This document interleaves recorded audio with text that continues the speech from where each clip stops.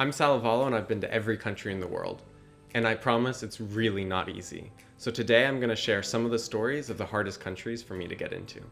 And let's start with Burundi. Burundi should be easy, you can just fly into it, but I love to travel overland.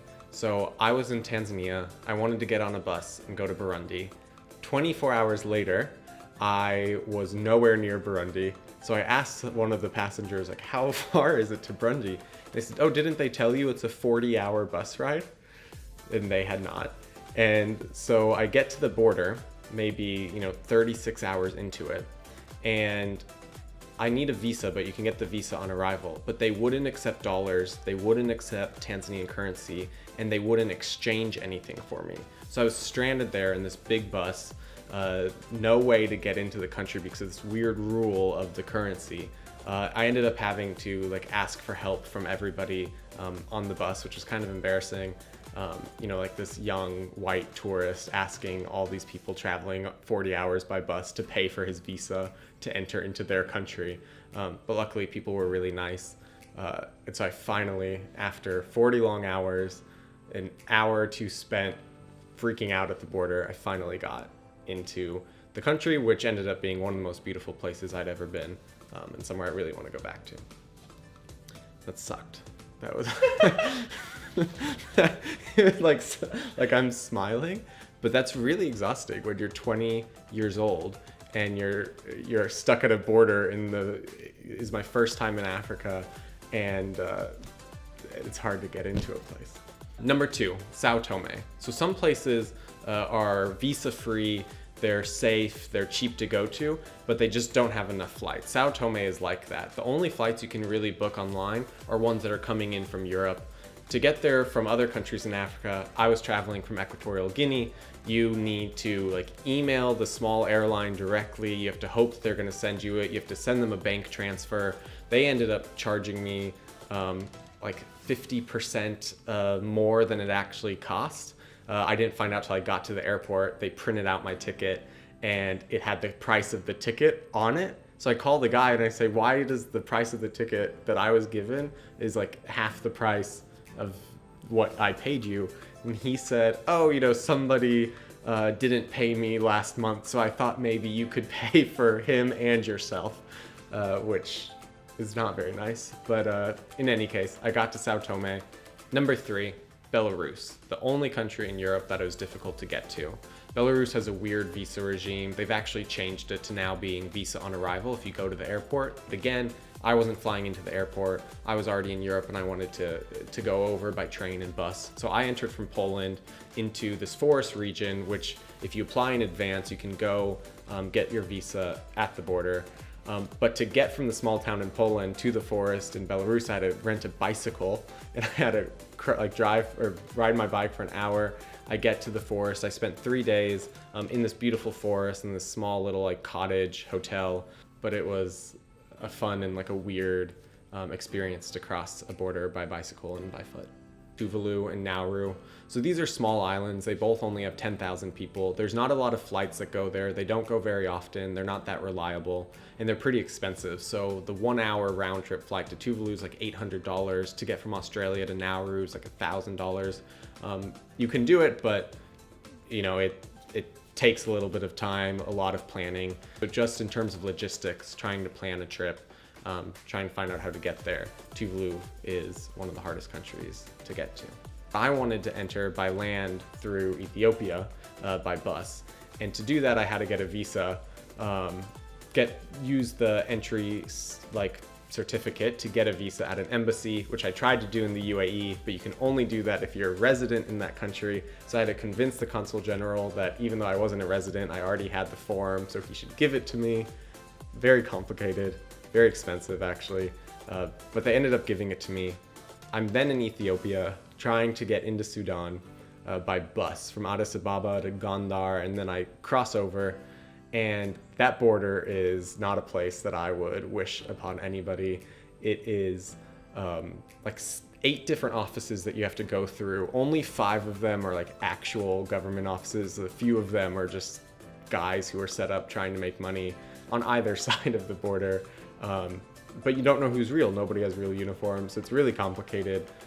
Once you get into the country, then for Sudan, you have to get permits to travel outside of Khartoum. And your visa actually only allows you to go to Khartoum. But because I'd entered by road, I was technically immediately illegally there because I didn't have a permit to be in the eastern part of the country. And so luckily I got to Khartoum without like being questioned too much.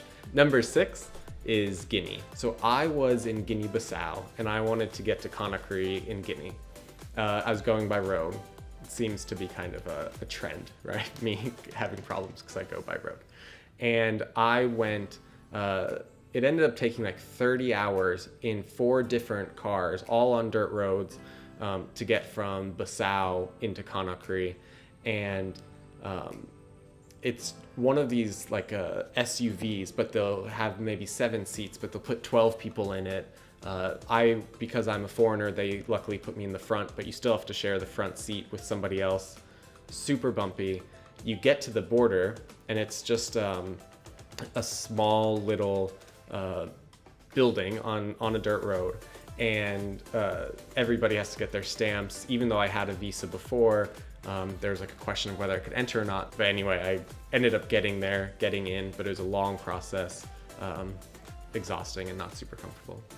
The road between Ouagadougou, Burkina Faso, and Niamey, Niger, is one of the spots where Al-Qaeda in the Islamic Maghreb, AQIM, is most present but least active. So we know that they're there. They've said that they're going to do stuff, but they haven't really done that much. So it's considered dangerous. So I said, okay, if I leave in the morning, I can get to Niamey in the daylight in public transport. It'll be fine. However, when I woke up and tried to go to get the bus, it was pouring down rain. There was no taxis. It was a huge storm with trees everywhere on the road. I finally got a taxi. I get to the bus station, but the bus had left. So instead of waiting a day like I should have done, I decided that I would take smaller buses in sequence, so from one city to the next. And I had to take 3 different buses to get there. It was supposed to be a total of 9 hours, which would still get me there in the daylight, which I thought would be safer. But I ended up having to wait for 3 hours for the first bus to fill up with enough people who wanted to go to the next city. When I arrived in the next city, it was already like early afternoon and I still had a minimum of 6 hours to go. I was really nervous. And I didn't want to stay in this like small village in this like dangerous part of the country. And so I asked if there's any buses that were going to the next city, and they said that they were finished for the day. I, with the help of a really nice Peace Corps volunteer who was able to translate for me, agreed with one of the drivers that I would rent the entire bus, pay the full fare, and if we picked up anybody else as we went along, they would pay me rather than him so that my fare would be decreased. Sounded like a good plan, so off we went. It ended up taking more than 3 hours because we were stopping, picking up people and all of this like craziness. And I ended up getting to the border, which was the spot where the second bus was going to end, when it was already close to midnight, already dark. The border is another place that you really don't want to stay. You know, it's mostly traders and people like looking to cross over, and it's not a place you really want to spend time. So they made arrangements with the third bus guy who would take me from the border to the capital, another 3 to 4 hours. But they would only go on this route if I hired a mini militia or like a group of armed guys to protect me. But when you're 24 years old or 25 years old in the back of a bus with guys with machetes and guns, like you're not sure if they're protecting you or if they're planning to harm you. And I don't speak the same language as these guys. They had just been translated through these other people for me. So I was really afraid. And we went the 4 or 5 hours that we crossed the border, and I made it, and it was totally fine. And these guys were there and they were trying to help me. And I think what I learned from that experience, you shouldn't be afraid of something before it happens. You should take all the precautions in order to avoid any violence, avoid anything bad happening, but don't be afraid that something will happen.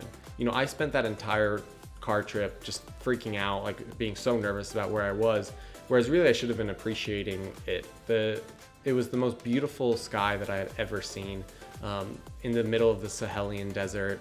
with more stars than I've ever seen my entire life. And I did see that, and I do remember, and I appreciated that, but mostly what I remember from that time is being afraid, and that was a useless fear because it was misplaced. Nothing happened. Yemen. I went to Yemen in November 2017. It wasn't a good time to go to Yemen. I don't recommend anybody going to Yemen now or then.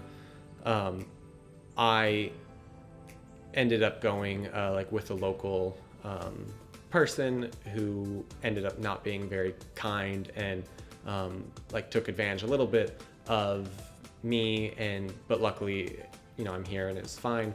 Don't go to Yemen. I don't recommend it, but it was definitely one of the hardest countries to get into. I entered at the border with Oman, then we drove for a couple days into the country. When I realized it wasn't a good situation with this guy, I ended up turning around and leaving. I don't really like thinking about the details, so I'm not going to go into them. I'd rather go back at another time when things are more stable and with somebody that I trust a little bit more.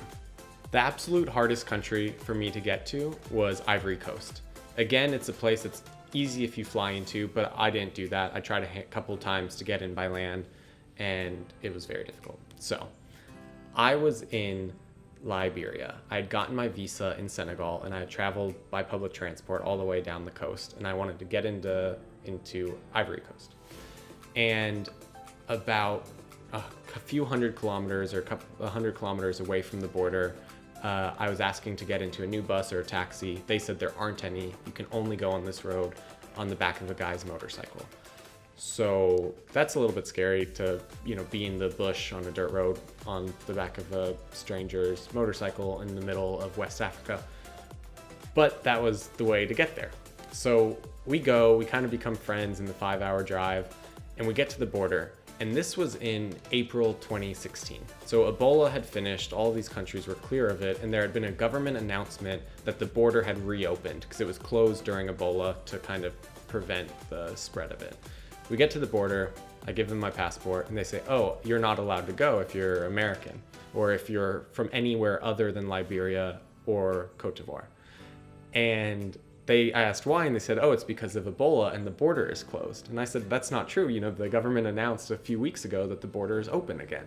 And he said, but we didn't get that memo.